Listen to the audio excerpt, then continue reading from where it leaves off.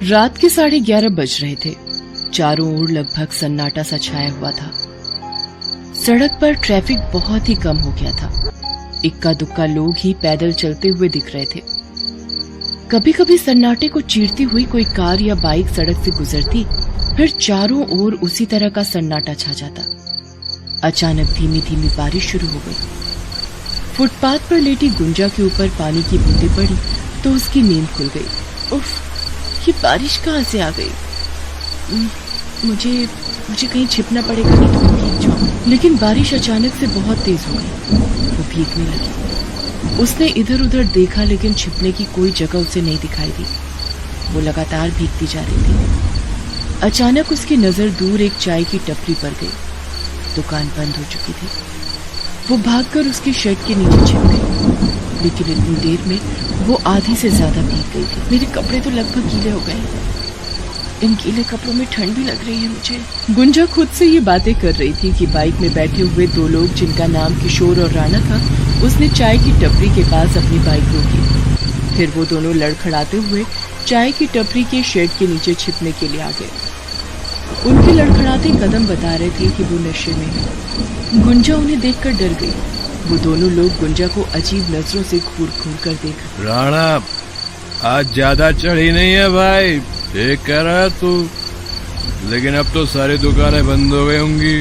राणा, आज कुछ और नशा किया जाए क्या? तू सही भाई है मेरा, मैं भी यही सोच रहा था। गुंजा बेचारी सहमी हुई सी उन दोनों की बातें सुन रही थी। नशे में धुत उन दोनों की बातें सुनकर उसके दिल की धड़कनें तेज हो गई थी।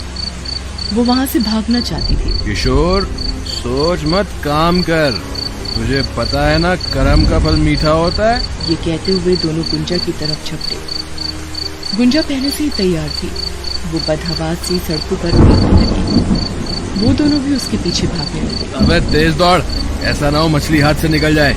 गुंजा, यही कोई 17 या 18 साल उम्र होगी उसकी। बस स्टैंड के पास बैठती है तो कभी ट्रैफिक लाइट के पास, हाथ में कटोरा लिए वो दिख जाती है। कभी कभी तो लोगों ने उसे स्टेशन के बाहर भी भीख मांगते हुए देखा है। मैले कुचैले और फटे चिटे कपड़ों में ही वो हमेशा रहती। उसके बाल उलझे हुए रहते और चेहरा इतना काला दिखता जैसे कि उसने कई दिनों से नहीं नहाया है। एक दिन वो इसी तरह ट्रैफिक सिग्नल पर खड़ी थी। तभी ट्रैफिक की बत्ती लाल हो गई। वो भागती हुई रुकी हुई गाड़ियों के पास एक एक कर जाती और भीख मांगती। 1 रुपया दे दो साहब, सुबह से कुछ नहीं खाया है, कुछ पैसा दे दो साहब, भगवान के नाम पर 1 रुपया दे दो। अफसोस कि उन बड़ी बड़ी गाड़ियों में बैठे ज्यादातर लोगों के दिल उतने बड़े नहीं थे कि उनकी जेब से 1 रुपया भी गुंजा के लिए निकलता। वो कहते हैं ना कि सारी उंगलियां बराबर नहीं होती, इसलिए कुछ लोगों ने गुंजा के कटोरे में दया की भीख भी डाली, लेकिन वो पैसे इतने नहीं थे कि गुंजा उनसे कुछ खरीद कर खा पाती। लेकिन उन्हीं पैसों को लेकर वो सामने की दाल चावल की दुकान पर गई और दुकानदार की ओर देखने लगी। अरे तू फिर आ गई है? तुझे इसी तरह से हर दिन मुफ्त का खाना खिलाता रहा तो मेरा तो दिवाला निकल जाएगा। दुकानदार बोले जा रहा था और गुंजा उसकी बातों को सिर झुकाए सुने जा रही थी। दुकानदार ने उसे 1 प्लेट दाल चावल दिया। गुंजा के कटोरी में जितने भी पैसे थे, उसने उन पैसों को अपने हाथ में लिया और उसकी रेहड़ी पर रख दिया। फिर वो फुटपाथ के किनारे बैठकर खाने लगी। पिछले 6 महीने से गुंजा इसी तरह अपना गुजारा कर रही थी, लेकिन 6 महीने पहले उसकी हालत ऐसी नहीं थी। 6 महीने पहले तक वो भी एक आम लड़की की तरह अपने पिता जय कुमार के साथ जीवन जी रही थी। जय कुमार एक फैक्ट्री में सिक्योरिटी गार्ड का काम करता था, लेकिन एक दिन फैक्ट्री में ही उसे हार्ट अटैक आ गया और उसकी मौत हो गई। बाबा, ये क्या हो गया मेरे बाबा को? गुंजा की माँ तो सालों पहले गुजर गई थी। उसके चाचा चाची थे, लेकिन वो सिर्फ नाम के ही रिश्तेदार थे। गुंजा के पिता की मौत के बाद उन्होंने थोड़े दिन तो उसे अपने पास रखा, लेकिन वो सिर्फ नाम के ही रिश्तेदार थे। गुंजा के पिता की मौत के बाद उन्होंने थोड़े दिन तो उसे अपने पास रखा, लेकिन उन थोड़े दिनों में ही गुंजा का जीवन उन्होंने नरक के समान बना दिया। उनके चाचा और चाची के लिए तो वो बिना पगार की एक नौकरानी थी, जिनके आगे वो बस काम भर का रूखा सूखा खाने को डाल देते थे। एक दिन की बात है, दिन भर काम करने के बाद उसकी चाची ने 2 दिन पुरानी बासी रोटी उसके आगे डाल। चाची, थोड़ा अचार ले लूं? हाँ, ले ले अचार, तू कहे तो पूरी छनवा देती हूँ। ना ना, पूरी से क्या होगा, पुलाव बनवा देती हूँ और दम आलू भी। मुफ्तखोर, जो मिल रहा है खा ले, नहीं तो भूखी मर। जब तक गुंजा के पिता थे उसे कोई दिक्कत नहीं थी, लेकिन पिता की मृत्यु के बाद ऐसा लगता था कि मुसीबतें उसकी सहेलियां बन गई हैं। एक दिन उसकी तबीयत बहुत खराब थी, फिर भी वो अपने चाचा चाची के डर से घर का काम कर रही थी। लेकिन तेज बुखार में ज्यादा काम करने से वो बेहोश हो गई। लेकिन उस पर भी उसकी चाची को दया नहीं आई।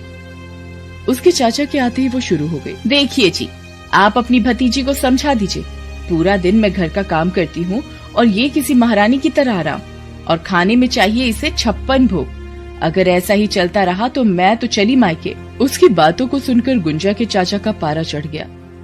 उसने तेज बुखार में भी गुंजा को बेल्ट से मारना शुरू कर दिया। वो बेचारी एक बार फिर बेहोश हो गई, लेकिन उस दिन आधी रात को उसने बड़ा फैसला ले लिया। मैं नहीं रहूंगी यहाँ पर, ये लोग तो राक्षस है, राक्षस। ये कहकर वो आधी रात को ही घर से भाग गई। बुखार से उसका बदन अब भी चल रहा था। भागते भागते उसके पैर भी कांप रहे थे, लेकिन उसे तो इस नरक से कहीं दूर निकल जाना था। वो भागती भागती रेलवे स्टेशन गई और वहां उसे एक बड़ी ट्रेन खड़ी दिखी। वो उसमें जाकर बैठ गई। बस एक बार यहाँ से निकल जाऊं, फिर कभी वापस लौट कर नहीं आऊंगी। गुंजा दूसरे शहर में आ गई। तब से वो भीख मांगकर यहाँ अपना गुजारा कर रही है, लेकिन आज फिर से उसकी जान पर पड़ी है। वो दोनों बदमाश लगातार उसका पीछा कर रहे हैं। आखिर वो उनकी पकड़ में आ गई। अरे बहुत तेज भागती है तू, बहुत भगाने का शौक है ना तुझे। अब देख हम क्या करते हैं तेरे साथ। उन दोनों बदमाशों ने गुंजा के साथ जबरदस्ती शुरू कर दी। बेचारी गुंजा ने बहुत कोशिश की उन जानवरों के चंगुल से छूटने की, लेकिन वो कामयाब नहीं हो पाई। उस सन्नाटे में गुंजा की चीख गूंज तो रही थी, लेकिन उन्हें सुनने वाला कोई नहीं था। छोड़ दो मुझे, छोड़ दो, बचाओ बचाओ, अरे कोई तो बचा लो। अगली सुबह गुंजा के चेहरे पर दर्द साफ दिख रहा था, लेकिन वो खामोश हो गई थी। हर दिन की तरह वो भीख मांगने नहीं गई। वो भूखी प्यासी बैठी रही। उसे अपने आप से घिन आ रही थी। उन दोनों शैतानों का चेहरा अब भी उसकी आंखों के आगे घूम रहा था, लेकिन वे तो रात के अंधेरे में कहीं भाग गए थे। कुछ दिन और बीते, लेकिन कब तक वो भूखी रहती, इसलिए उसने फिर से भीख मांगना शुरू कर दिया। 1 रुपया दो साहब, 2 रुपया दे दो साहब, बहुत भूख लगी है साहब, 1 रुपया दे दो साहब, 2 रुपया दे दो साहब। एक दिन भीख मांगते हुए उसके पेट में दर्द शुरू हो गया और फिर उल्टियां भी शुरू हो गई। उसे कुछ समझ नहीं आ रहा था उसे उल्टियां क्यों हो रही हैं। अब तो हर दिन उसे उल्टी का मन करता और कभी कभी उल्टी भी हो जाती। कुछ महीनों बाद उसका पेट बाहर आना शुरू हो गया। गुंजा गर्भवती हो गई थी। उसके बाहर निकले पेट की ओर जो भी देखता उसे बहुत आश्चर्य होता। इस बारे में लोग बातें भी करने लगे। अरे ये भिखारन अचानक से गर्भवती कैसे हो गई रे? वही तो मुझे भी समझ नहीं आ रहा है। लेकिन छोड़ ना, हमें क्या करना, पता नहीं किसका पाप लेकर घूम रही है ये। गुंजा को ये सब सुनकर बहुत बुरा लगता। पेट ज्यादा बड़ा होने के कारण अब तो उसे बहुत दिक्कत होने लगी थी। वो बिल्कुल खामोश हो गई थी और हर दिन वो रोते हुए खुद से बातें करती। एक दिन जब वो खुद से बातें कर रही थी, तभी वो दाल चावल बेचने वाला दुकानदार, जो अब उसके दोस्त की तरह हो गया था, वो उसके पास आया और बोला, अरे ये सब किसने किया, कैसे हुआ ये सब? उसकी बातों को सुनकर गुंजा रोने लगी और रोते रोते ही उसने राणा और किशोर का नाम बताया। दुकानदार तुरंत ही उसे लेकर पुलिस स्टेशन गया और पुलिस इंस्पेक्टर रजनी को सारी बातें बताई। रजनी ने जब गुंजा की हालत देखी तो उसे बहुत दया आई। क्या तुम उन दोनों को फिर से देखोगी तो पहचान जाओगी? जी, मैं पहचान जाऊंगी। रजनी ने उन दोनों का पता लगाने के लिए एड़ी चोटी का जोर लगा दिया। गुंजा की बताई जगह के आसपास लगे सारे सीसीटीवी फुटेज निकाले गए। उन फुटेजों से जल्दी किशोर और राणा का पता लग गया। किशोर और राणा पास की बस्ती में रहने वाले छटे हुए बदमाश और 1 नंबर के शराबी थे। इंस्पेक्टर रजनी दोनों को गिरफ्तार कर ले आई और थाने में उनकी जमकर मरम्मत की। पहले तो उन्होंने कहा कि हमने कुछ नहीं किया है, लेकिन पुलिस के डंडों के आगे वो टूट गए। अरे आप मत मारिए मैडम, हम मर जाएंगे, हमसे गलती हो गई, हमें छोड़ दीजिए। तुम जैसे जानवरों को छोड़ दूं? अरे तुम लोग तो इंसान के वेश में राक्षस हो, राक्षस। तुमने उस बेचारी लड़की के साथ जो किया है, अगर मेरा वश चले तो मैं तुम दोनों को गोली मार दूं, लेकिन मैं क्या करूं? कानून ने मेरे हाथ बांध रखे हैं। इंस्पेक्टर रजनी ने दोनों को जेल भेज दिया। उन दोनों पर मुकदमा चला और दोनों को 10 साल की कैद हो गई। इंस्पेक्टर रजनी गुंजा को एक खुशखबरी देना चाहती थी, लेकिन पता नहीं गुंजा कहाँ गायब हो गई।